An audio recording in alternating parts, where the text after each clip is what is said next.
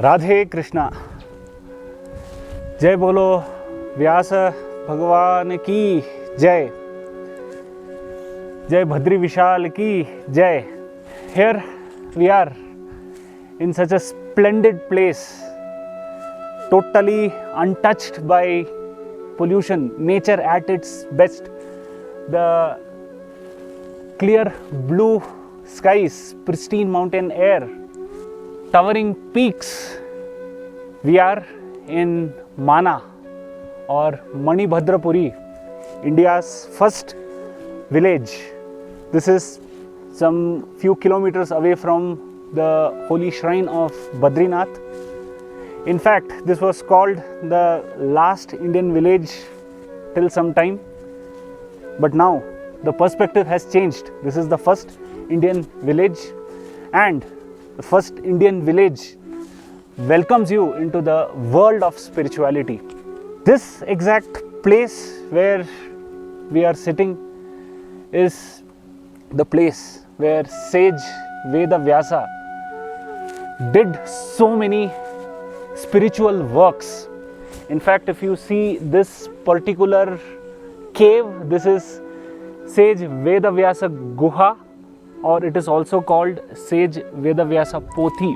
We all know he composed the 18 Puranas, the great epic Mahabharata and Srimad Bhagavatam. All of these were written in a leaflet which is also called the Bhojapatra. It's the skin of a particular variety of a tree. So all these Bhojapatras were used to document these great epics and Puranas. And this particular cave, again, this is not a man-made cave. It resembles the shape and structure of various Bhojapatras which are collected and placed together. So this is the Bhagavatam veritably in its original form. These are the Puranas and epics in their written form. Sage Vyasa, he narrated these epics, and Lord Ganesha, he wrote and documented all these epics, Puranas. A few meters downhill from here, there is another place called Ganesha Gufa. Now, sage Vyasa, he split the entire Vedas into 4. Vyasa means editor. So he edited those Vedas by splitting the entire body of Vedas into Rig, Yajur, Sama and Atharva Veda. After he split those Vedas, he felt that there needs to be something even more simpler for the common masses. So he started writing the great epic Mahabharata. After splitting the Vedas, after documenting the Mahabharatas, I mean, this is such a huge task. He still felt that there was some vacuum left in him. If we were to achieve some great task, we would be tired at the end of the day and say, oh, I have done enough. Some kind of a tiredness would overcome us. But here, sage Vyasa, in spite of doing these monumental works, which even these monumental mountains can't actually match, in spite of doing all these works, he felt that vacuum. He felt he needed to do something more. What next? That always came up. So the celestial sage Narada Muni, who is the Acharya, the Guru for Vyasa, he came to sage Vyasa. Sage Vyasa opened his heart out. Oh, spiritual master, I don't have that peace of mind in spite of doing all these works. To which sage Narada said, if you were to document all these things like the events and the episodes in Mahabharata, which, okay, there are a lot of positives in Mahabharata, yet Mahabharata also talks about a lot of negative energies, negative qualities. Of course, life is a mixed combination of positives and negatives, and Mahabharata teaches us everything. But for sage Vyasa, he felt that the perspective of sage Narada was, you have documented so many negativities, hatred, greed, envy. So how would you find that lasting peace? So sage Narada advised sage Vedavyasa to write about the qualities of Lord Krishna, the pastimes of Lord Krishna, that would give him everlasting peace. And thus were laid the seeds of this great epic Srimad Bhagavatam were sown. Now Srimad Bhagavatam is no ordinary text.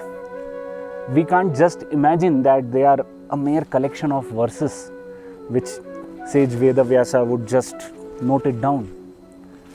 Each and every divine experience, each and every pastime of the Lord, sage Vedavyasa himself experienced it. He himself visualized it, and that happened in this very place. So sage Vedavyasa had the vision of Lord Krishna, Lord Narsimha, Balrama, Srimati Radharani, the Gopis, Gopas. He had the darshan of the Lord's devotees in the form of Prahlada, Dhruva. So the entire Krishna Lila, if one were to read the Srimad Bhagavatam, it exactly happened in front of sage Vedavyasa's eyes in this very place. This is the epitome of divinity.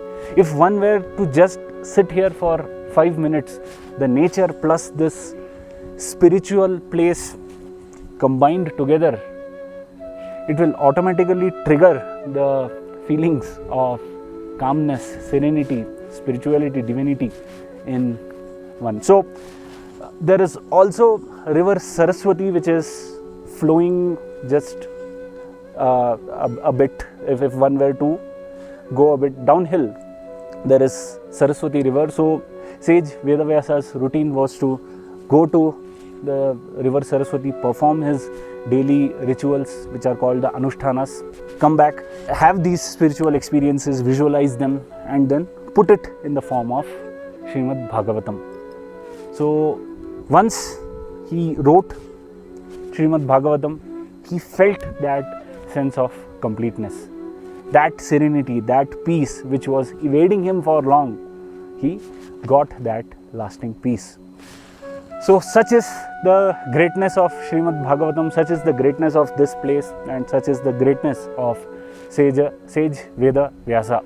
When sage Vedavyasa did all these works, he devoted this to Lord Shri Krishna. In Sanskrit we called Bhagavath Prithyatham.